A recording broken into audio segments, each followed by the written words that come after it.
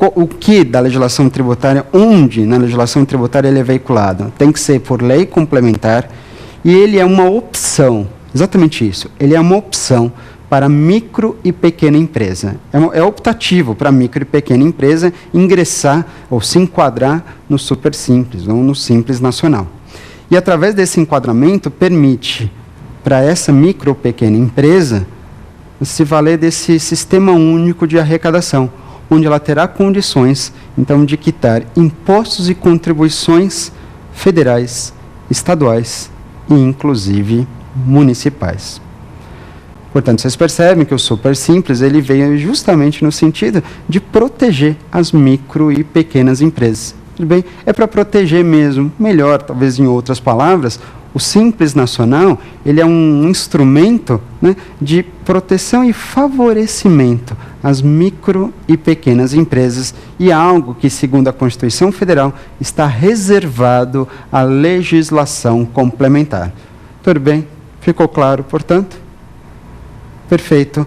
Vamos então partir para a nossa próxima pergunta. Professor, se o Estado conceder isenção de IPVA, eu posso afirmar que também estarei livre do pagamento das taxas sobre o veículo? Olha, gostei dessa pergunta aqui. Ela é boa.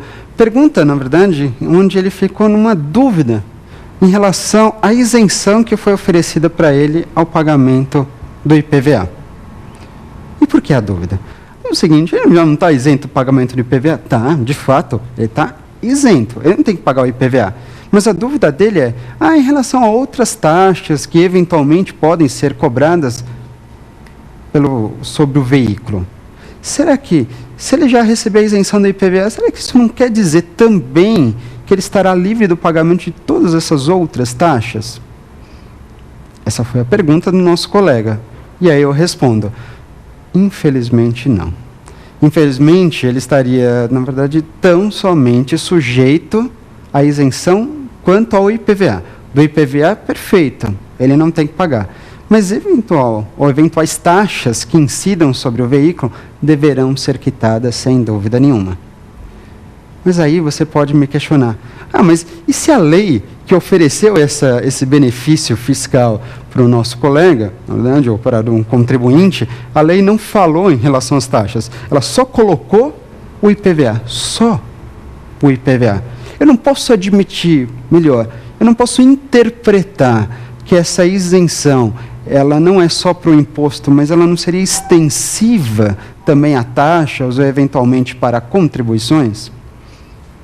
Mesmo que você queira interpretar isso de forma mais abrangente, você não pode fazê-lo.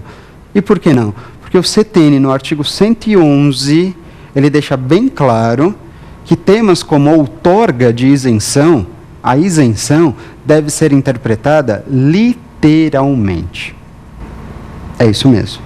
A isenção, a outorga de isenção, depende de interpretação literal. E o que isso significa dizer?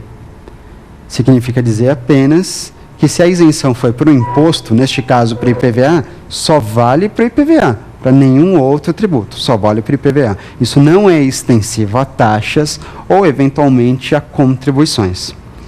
Outorga de isenção, interpretação literal. Portanto, no exemplo dado para o nosso colega, valerá tão somente para o IPVA. Ok? Vamos partir para a nossa próxima pergunta? Professor, na minha cidade, a prefeitura atualizou o valor venal dos imóveis, o que resultou no imposto mais alto. Essa exigência pode se dar imediatamente? Isso é muito comum que aconteça. Para entender a pergunta dele, na verdade, ele foi bastante objetivo. Ele diz o seguinte, na cidade dele, a prefeitura resolveu atualizar o valor venal dos imóveis. E você sabe muito bem que o valor venal é base de cálculo de um dos impostos mais conhecidos que nós temos no país, o IPTU. Bem, só que a prefeitura na cidade dele atualizou o valor venal. E se atualizou o valor venal, por consequência, segundo ele mesmo informou para a gente, isso incrementou a carga tributária, trouxe um ônus tributário, aumentou a carga tributária. E aí ele pergunta, se trouxe um aumento da carga tributária, isso surpreendeu, pelo menos segundo as informações que ele nos trouxe. Isso trouxe uma surpresa para ele. Ele estava esperando pagar o IPTU sobre um determinado valor, por conta dessa atualização, o que aconteceu? O IPTU veio mais alto. E a pergunta dele é, essa cobrança pode se dar imediatamente? Sim ou não? Eu digo para você, na realidade, que pode. Essa cobrança poderá se dar de forma imediata. Aí você vai pensar, mas espera um pouquinho. Toda vez que há aumento da carga tributária, não deve se observar um princípio, um outro princípio bastante importante para a gente? Sem dúvida. Talvez ele tenha pensado aqui, talvez não, com certeza ele pensou, ele se preocupou com o princípio da anterioridade. Você lembra que o princípio da anterioridade é aquele princípio que está intimamente ligado ao princípio da não surpresa. De forma que toda vez que você tem um aumento da carga tributária, o contribuinte ele não pode ser surpreendido com uma cobrança mais alta de um tributo. Isso não quer dizer, naturalmente, que é uma vedação ao aumento da carga tributária. Não, não é uma proibição ao aumento da carga tributária. A carga tributária invariavelmente será aumentada, será majorada. Mas quando isso acontecer, segundo o princípio da anterioridade, esse aumento só poderá ser exigido quando se alcançar o exercício financeiro subsequente. Quando, na verdade, tiver esse aumento e no exercício financeiro seguinte a esse aumento, aí sim que ele poderá ser cobrado. É claro que essa regra sempre esteve prevista na Constituição Federal e a gente tem que lembrar que a anterioridade traz não uma regra, mas duas. Além de se observar de atender o exercício financeiro seguinte, é preciso sim ficar bem atento se da data da publicação da lei já se passou aquele prazo mínimo de 90 dias. Tudo bem? Perfeito. Essa é a anterioridade, que impõe a necessidade de observar tanto o exercício financeiro seguinte, bem como os 90 dias. Ocorre o seguinte, que ele falou que não houve exatamente um aumento da carga tributária. Melhor, ele disse que esse impacto, esse aparente aumento da carga tributária se deu por quê? Se deu porque a prefeitura da sua cidade atualizou o valor venal. Isso não é aumento? Não é aumento. Isso não é aumento. Segundo o CTN, isso não corresponde ao aumento da carga tributária.